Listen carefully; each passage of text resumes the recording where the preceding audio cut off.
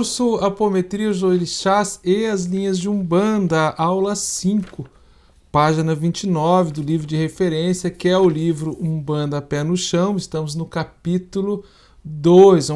Vamos falar sobre o chakra esplênico e as obsessões neste chakra, ok? Mas antes, peço para você, como sempre faço, o favor de inscrever-se no canal.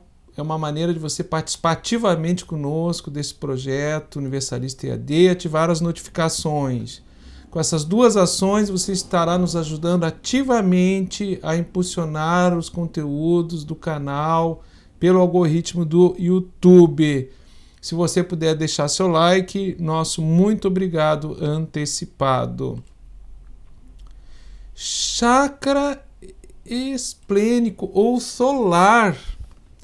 Lá na página 29 do livro de referência Apometria, os Orixás e as Linhas de Umbanda, você deve acompanhar pelo livro.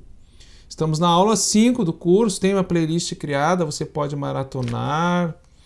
E as informações que a gente está trazendo aqui nestas videoaulas estão ampliando o que tem no livro, embora seja um curso básico, informativo e não formativo. Chakra esplênico, vocês estão vendo aí a animação, é o terceiro chakra de cima para baixo, amarelinho, ali no homem que está ali em pé, né? Nos três corpos, físico, etérico e astral. Se vocês olharem bem, tem três corpos ali, de vez em quando um vai para o lado, outro vai para o outro. Os corpos estão acoplados, ele não está desdobrado. E na animação menor, amarelo ali, o chakra solar ou esplênico. E esse chakra, ele tem correlação com o umbigo, embora ele não seja chamado de um umbilical. Ele está na altura do baço, pâncreas, é grande produtor de ectoplasma, é a trindade inferior, os três chakras inferiores aí, né? Que é o esplênico, o umbilical e o básico. O básico, o esplênico e o umbilical já falei. Então, ele é um grande produtor de ectoplasma. A cor é amarela, tendendo para o dourado. Quando ele é bem equilibrado, ele é uma tonalidade rubi. O elemento fogo é um chakra que vibra em Ogum, orixá da vontade, o senhor da forja quente, né, dos instrumentos ferrosos, também em Xangô, que é um elemento orixá do fogo, assim como em Assã, embora a preponderância dele seja em Ogum. Poderíamos também ter alguma coisa de Oxóssi, tem a ver com provimento, mas seria mais para Ogum e depois Xangô. Qual é a função desse chakra? Ele é o responsável pelo fogo digestivo, que no Oriente se chama Agni, fogo digestivo. Então, todo o processo de digestão, de absorção, preparação dos alimentos para a absorção proteica, nutricional pelo organismo, passa por esse chakra. Relembrando, né? Todos os chakras têm uma função energética metabólica relacionada com esses três corpos inferiores. A manutenção da vida depende desses chakras em equilíbrio. Então, o axé, o prana, é captado no bulbo raquiano, atrás da nuca. Os chakras são esses vórtices energéticos, centros de força, como se fossem aspiradores, com uma reversão do fluxo do ar ou do prana, vamos dizer assim. Em vez dele jogar para fora, ele aspira, como se fossem aspiradores. Então aspira e não vai até o topo da cabeça e vem no rebaixamento vibratório, passando por todos os chakras até a base da coluna, distribuindo este prana, e cada um com a sua função, prana ou axé. O fogo digestivo ele tem uma preponderância, uma importância muito grande com a nossa vitalidade. Depois eu vou falar um pouquinho do processo de feitiço e de vampirização desse chakra. O que acontece com bloqueio com esse chakra? Quando ele está bloqueado, em desequilíbrio, o seu giro, o seu vórtice está na velocidade errada ou descompensada. Letargia, apatia, enfraquecimento, né? Depressão. Quando ele está em excesso, ele não tá no negativo reduzido, mas no excesso de giro, ele está muito acelerado, muito estimulado. O que acontece? O indivíduo se torna voluntarioso, arrogante, agitado, ele fica esquentado, literalmente quente. Aí pode ter até azias, vir a ter as ites, inflamações, né? As diversas ites que se estabelecem em função do Agni. O fogo digestivo está muito acentuado. Em equilíbrio, calor humano, acolhimento, afetividade, vontade firme, mais fraternal, realizações, generosidade. Esse chakra também é muito sensível a vibrações do ambiente. A gente sente ali nos chakras inferiores e ele tem uma sensibilidade de você sentir as vibrações do ambiente e às vezes até te dá assim uma azia, um descompasso, um peso no estômago. Em desequilíbrio contínuo, quais são os processos espirituais negativos que podem acontecer com este chakra?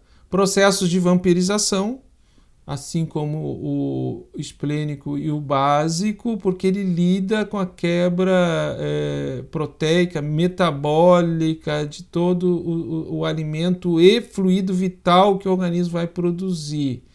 Então é normal, de uma certa maneira, nos processos obsessivos, nunca é normal, é uma maneira de falar, que haja tentáculos, cordões energéticos, garras de obsessores literalmente ali preso no chakra gástrico. Ele negativado, o indivíduo fica sem vontade, perda de oportunidades, sem vontade de realização. O Ogum fica enfraquecido, o fogo fica enfraquecido.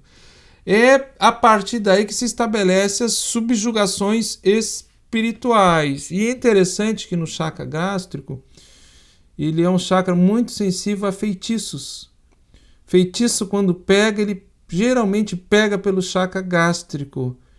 E feitiço forte, feitiço brabo, quando o indivíduo está com a brecha aberta, né, para pegar esse feitiço, pega por esse chakra.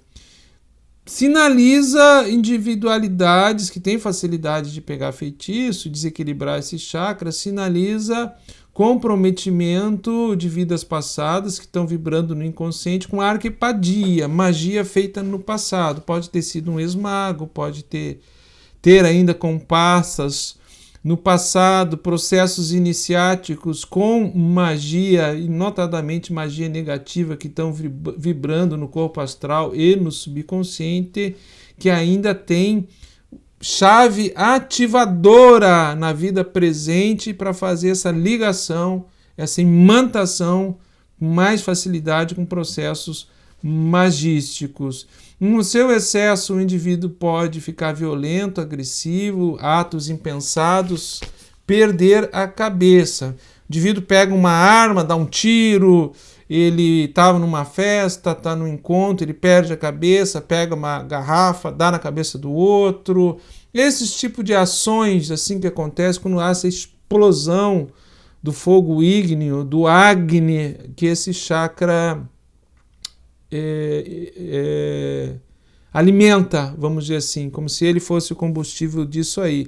Então, ele pode ser, e é geralmente com equilíbrio, aquilo que dá o impulso para a atividade, para a realização, para a concretização da vontade. Em desequilíbrio pode gerar assim, atos impensados, como falei, atos violentos. Tem aquele mito de Ogum, que Ogum volta da guerra, entra na cidade de fé, ninguém o cumprimenta, ele perde a cabeça, ele fica esquentado, pega a espada e começa a arrancar as cabeças. É um exemplo clássico de desequilíbrio do Agni, desse fogo que vibra no chakra gástrico. Há atendimento com apometria, assim como os demais chakras que eu já falei, os dois anteriores.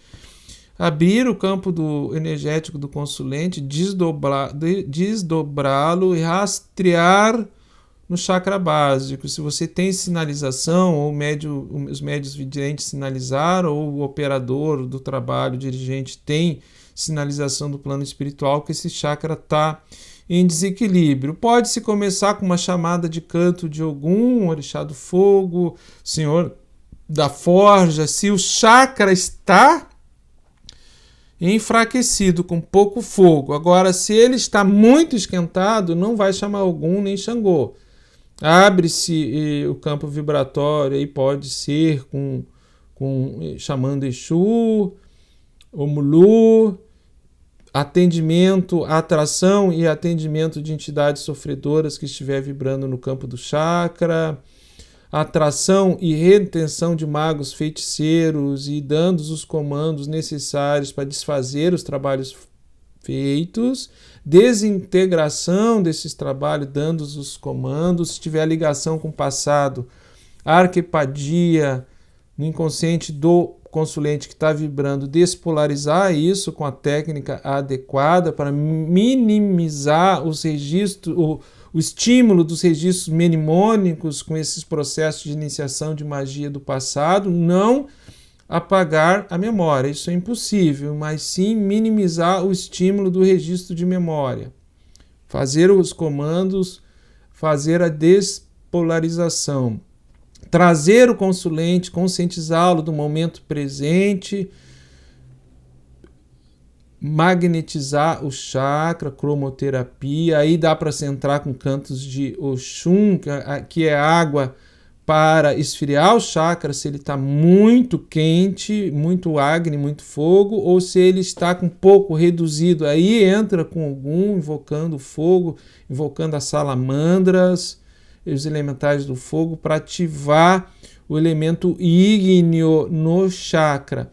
Alinha-se o chakra, se magnetiza o consulente. Se o mental dele está enfraquecido, com esse processo de desequilíbrio, de encosto, de magia que foi feita, se ele está em subjugação, perda de vontade, ou excesso de violência agressivo, dá-se o comando, a apometria, busca-se um painel, né, uma imagem no seu subconsciente, pede autorização para o seu Uri, busca essa imagem de equilíbrio, de realização, de generosidade, fixa-se aí como estímulo de memória. E a partir daí pode-se ir para o fechamento do trabalho, fixando isso aí em Oxalá, fixando em Ogum, aí a intuição, a orientação que vai dizer na hora do atendimento. Todo esse procedimento permeado com os cantos de Umbanda, os cantos por orixá, por linha, chamando quem tem que chamar.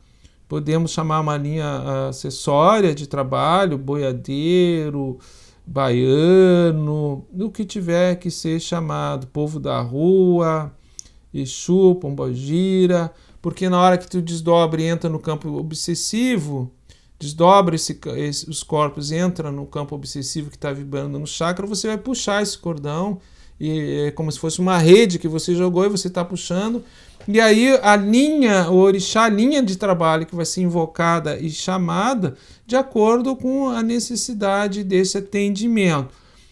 Manifestações concomitantes de espíritos sofredores, de mágoa, aí nos médios, aí se doutrina, se encaminha, se orienta.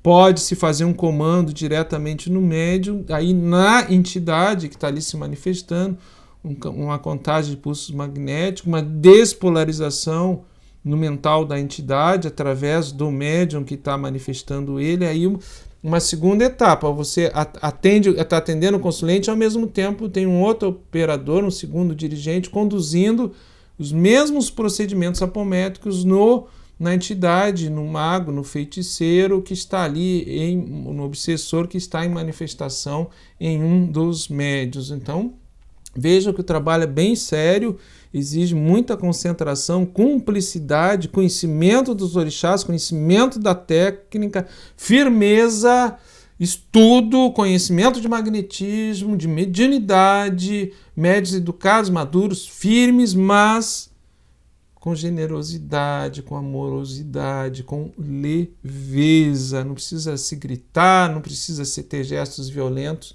nada disso, ok? Espero ter esclarecido mais um pouco sobre a apometria, obsessões no chakra esplênico e o tratamento com a técnica apométrica. Obviamente, falando isso tudo assim de uma maneira genérica, conceitual, estou tentando ser bastante didático, mas é informativo. A formação de um trabalhador com apometria, o seu treinamento é presencial. No terreiro que trabalha com apometria, no centro espiritualista universalista que dá abertura para grupo apométrico, um centro espírita que dá essa abertura para se utilizar a técnica apométrica, que tem estudo continuado, que consiga se ter a abertura universalista, universica, para se trabalhar tanto com a técnica da apometria, cromoterapia, as linhas orixás de Umbanda. Então, há uma convergência, há uma força.